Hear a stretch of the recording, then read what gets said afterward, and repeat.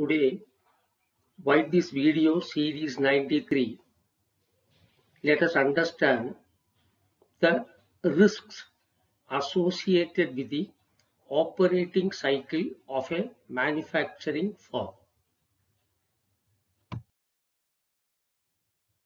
By my latest video series 92, we have learned operating cycle of a manufacturing firm and how it differs from the operating cycles of a service provider and trader.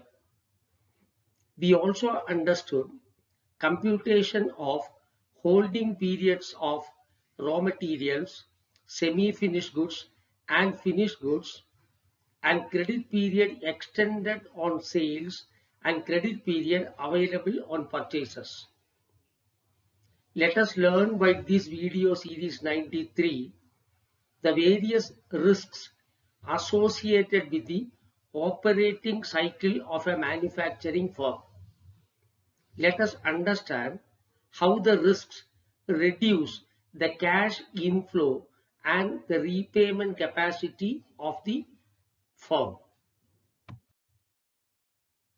Let us discuss this issue with an example.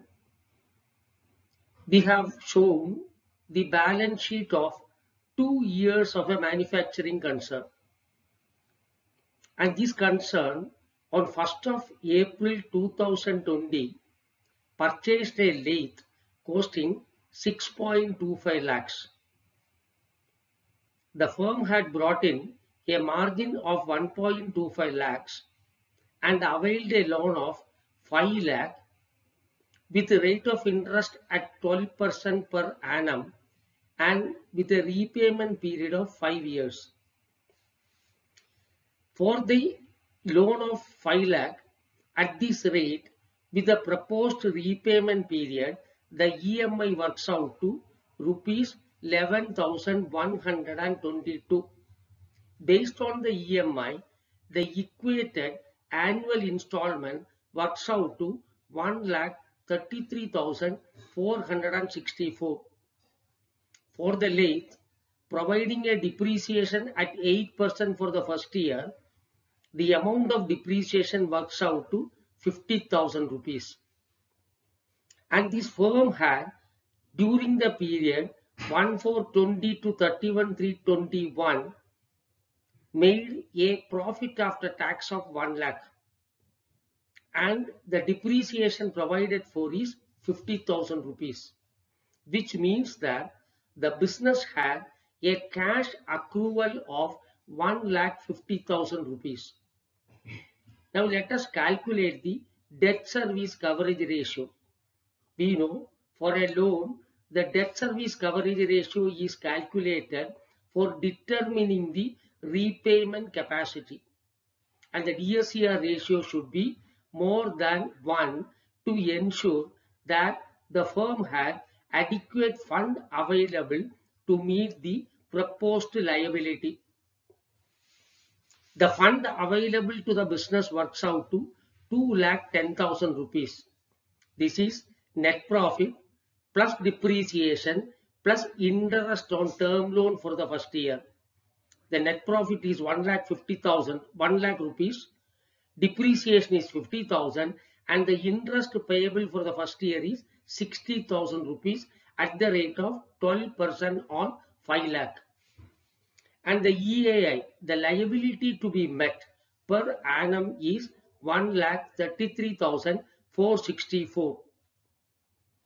When the DSCR is worked out, the DSCR shows 1.57 for the first year, which gives an impression that the manufacturing firm has adequate fund available to repay the debt of 1,33,464. Now look at the cash flow statement of this firm. The net profit is 1 lakh. Add the depreciation of 50,000 rupees.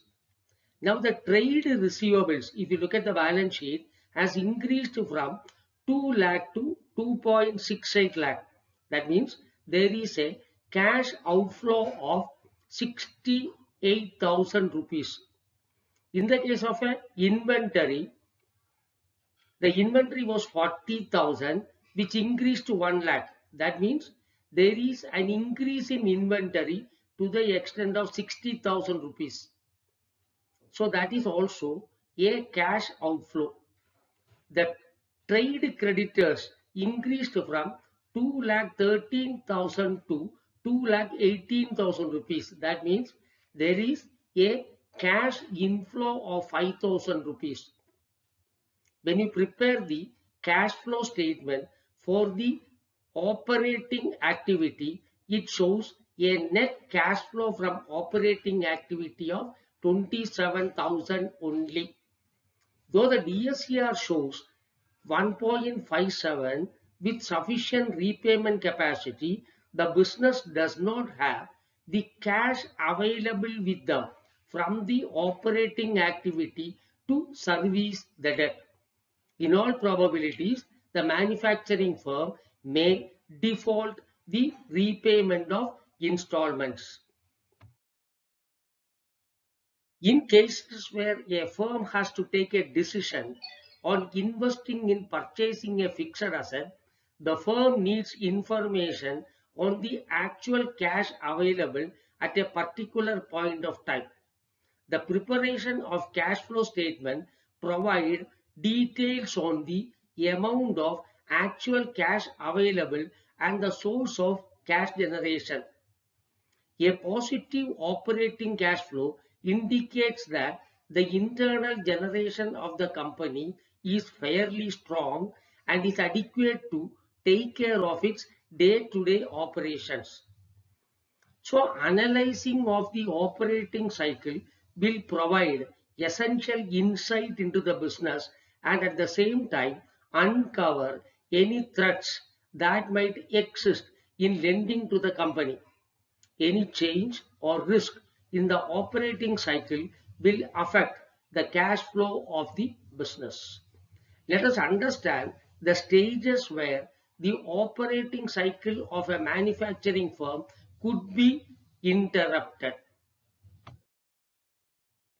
The stages where the operating cycle could be interrupted are: 1. At the supply level, supply risk; during the production risk; availability of demand for the product, demand risk; and the difficulty in collecting the debt from the trade debtors, collection risk. So we need to understand when the supply risk, the production risk, the demand risk, and the collection risk may happen in a manufacturing firm while appraising a credit proposal of a manufacturing firm. Let us understand each of these risks in detail. Supply risk. The business is unable to obtain raw material. The business cannot commence the next stage of the operating cycle due to unavailability of adequate raw material. If the raw material is agro-based product, the vagaries of nature, unexpected flood and drought may result in non-availability of raw materials. Second one is bargaining power of suppliers of raw materials. Number of suppliers, their location, number of sources, and how important the business is to the supplier, etc. play important role in determining the supply risk. If there is only one source of supply for raw material, and if the production of the supplier is affected due to some reasons, the business which depends on the lone supplier will get affected. If the business has to import the raw materials, the government regulations, import policies, duties and levies, exchange rate fluctuations, time taken for receipts of goods at the factory also may affect the cash flow of the business. During 90s, when PVC pipes have started capturing market as a replacement of metal pipes, number of PVC pipes manufacturing units were set up in Gujarat in MSME sector. The main raw material required for manufacturing PVC pipes is PVC granules, which were produced by large corporates like Maharashtra Gas Cracker Complex, Indian Petrochemicals Limited, etc. These large corporates were not willing to extend credit period to small MSME units. On the contrary, they were demanding advance payment while placing orders. Most of the MSME units producing PVC pipes faced supply risk for the following reasons. 1. Limited number of suppliers. Suppliers were large corporates. Suppliers have higher bargaining capacity. Import of PVC granules is costly for small MSME units. Let us now take another example. ABC Private Limited is engaged in manufacture of rice bran oil. The main raw material required is rice, the availability of which depends on vagaries of nature. The paddy crop may fail due to drought or flood. The units engaged in manufacture of rice bran oil may suffer supply risk.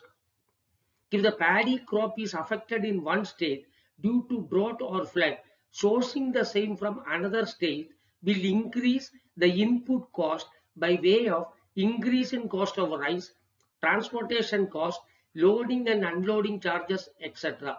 This is another example for supply risk where the raw material is a seasonal product. What are the factors the credit appraisal officer need to verify to assess the intensity of supply risk? Are there only few suppliers available? Limited number of suppliers, number of suppliers. Are suppliers belong to MNC or PSU category? Is import the only alternate source of supply? The supplier's product is important as an input to the business. Few competitive products or substitute products are available. Switching costs are high. That is, moving from one supplier to the other supplier is costly. Selling into the industry is of little strategic importance to the supplier. That is, supplies to the business is not significant for the supplier. Suppliers have the ability to integrate forward, that is, enter the customer's industry. Suppliers are large business or industry where the business is a small one. So while appraising a credit proposal, the credit officer should keep in mind these factors and discuss these things with the buyers or the business to whom they are lending. Let us now move on to the next risk. Production risk. Production stage is the stage where conversion of raw material into finished goods happen. If the company is unable to convert raw material into finished goods, then it has nothing to sell. Production risk may happen due to 1. If the business is labor intensive, strike, union activities can hamper production. Frequent breakdown of a critical machinery, stoppage of an imported critical machinery due to non-availability of spares or services. Frequent power cuts imposed by the authorities if the process requires continuous electric power. The process depends on certain fuel and water. The non-availability or erratic availability of fuel and water may hamper the production.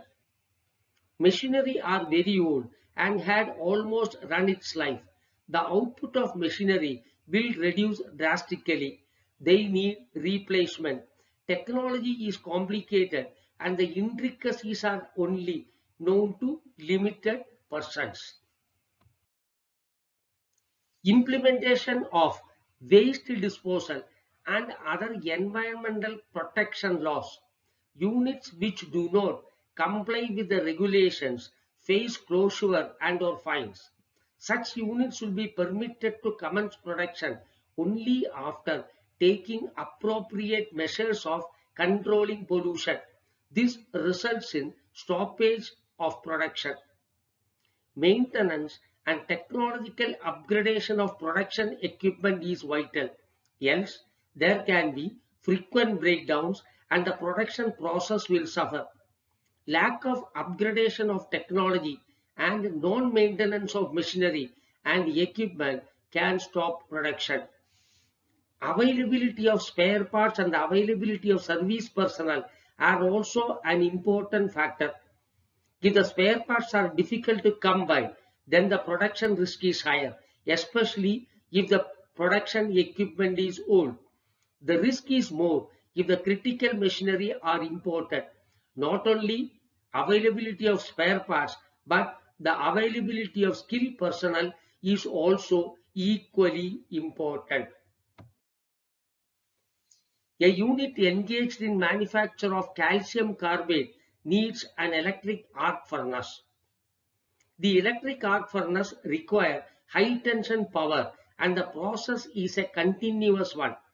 If there is a power breakdown during the process, entire molten substance which is inside the furnace will go waste.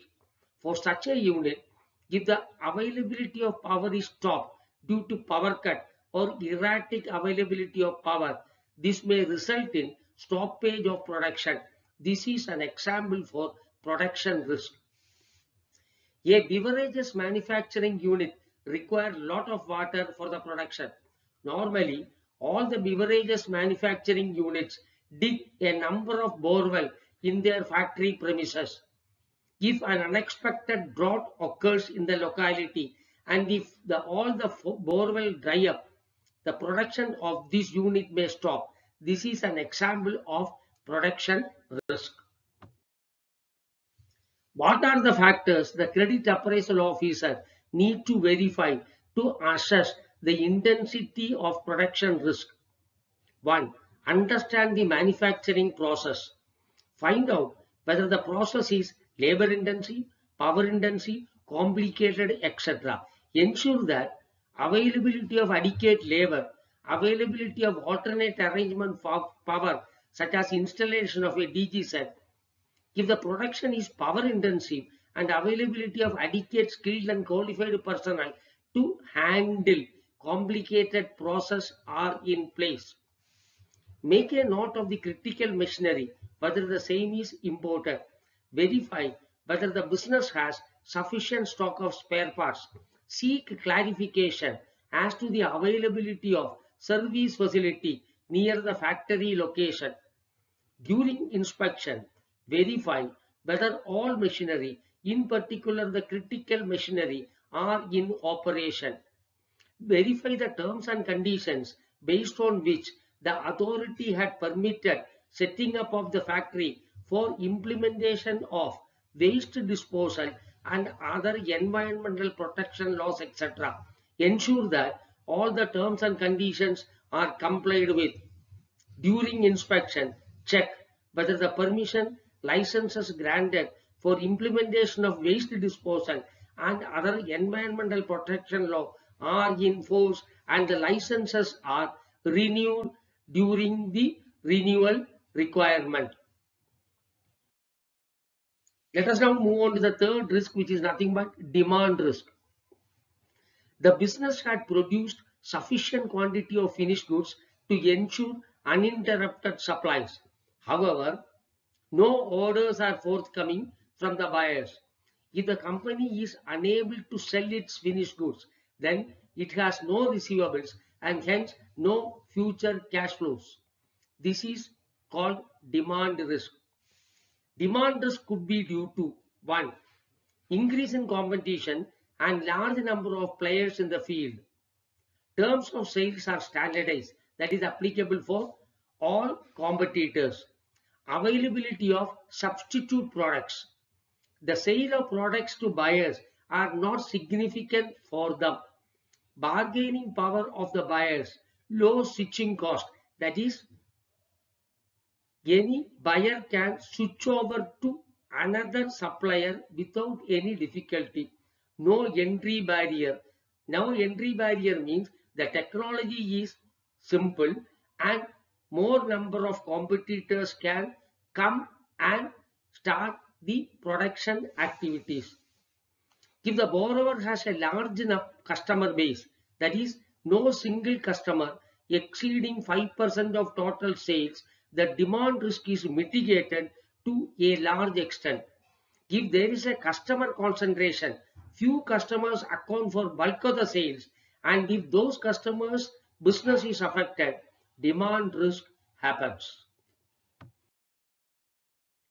Another one is seasonality of demand. There are many businesses that have a seasonal demand.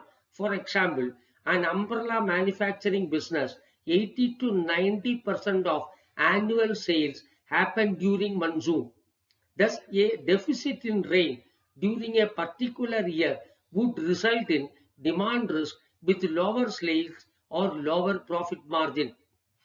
Changes in the local, state, central government rules and regulations, any changes in tax laws such as GST, sales tax, VAT, excise duty, etc., can have a significant impact on the borrower as they now have to comply with the new rules and regulations that impact their profitability as well as liquidity.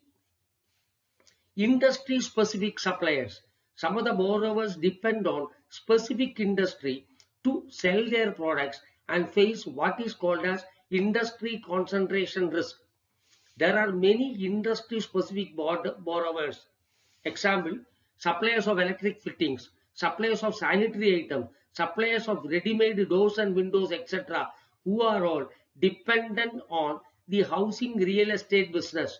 Any downturn or recession happening to the real estate business may in turn affect the business of the suppliers as they have industry concentration risk. In 1990s, a number of texturizing units were set up in Gujarat. The process of texturizing was a new technology introduced in textile units. Many textile manufacturing units started using polyester yarn in place of cotton yarn in manufacturing textile fabrics. Texturizing is a process of imparting the quality of the cotton yarn on polyester yarn.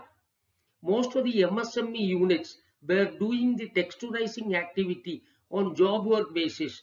Initially, they used to get a margin of rupees 23 to 25 per kg of the polyester yarn.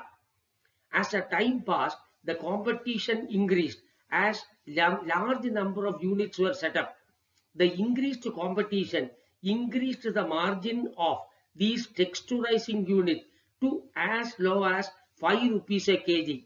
The increased competition had reduced the demand for texturizing activity. There are a number of aluminium foil manufacturing units. Most of these foil manufacturing units cater to the pharma industries for packaging tablets. The cash flows of the aluminium industry depends on the financial health and cash flows of the pharma industry. If the pharma industry faces a downturn, the aluminium foil manufacturing units should diversify their product line and should add clients engaged in manufacturing beverages industry which require aluminium containers to pack their products.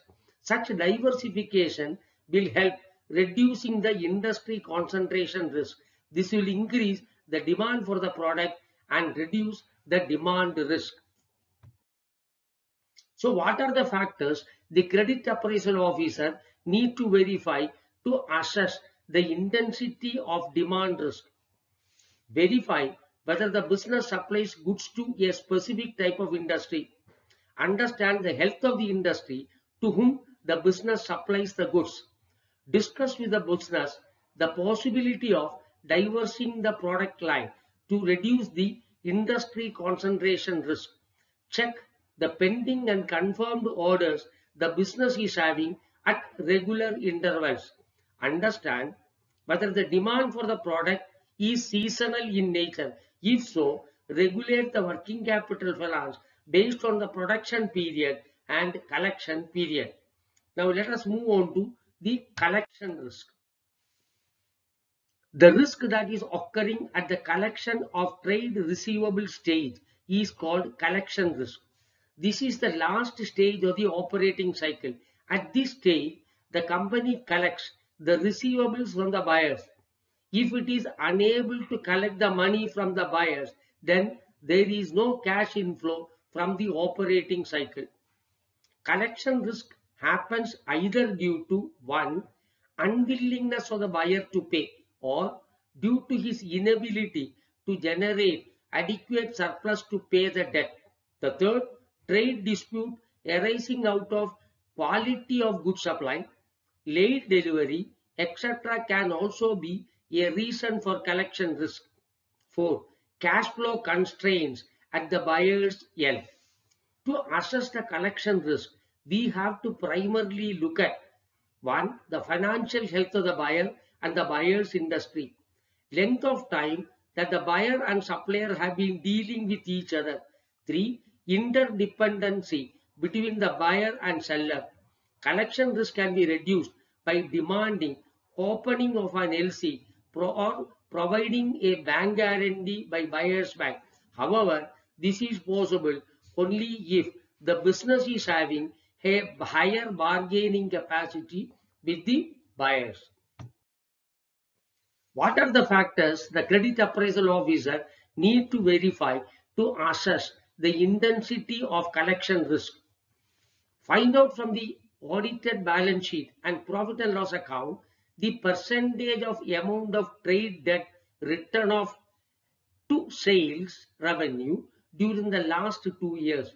If the same is found increasing or is more than 5%, the business is facing collection risk. Find out the amount of provision made for bad debt provided in the profit and loss account. If the same is found increasing or is more than 5%, the business is facing collection risk. Find out the percentage of trade debt exceeding 6 months to total trade debt. If the same is again found to be increasing or is more than 5%, the business is facing collection risk. If the credit facility is provided as bill finance, verify the number of bills returned unpaid. Find out whether the bills outstanding more than 6 months belong to a particular customer or to all the buyers. If it belongs to one customer, it may be due to the buyer's poor financial health.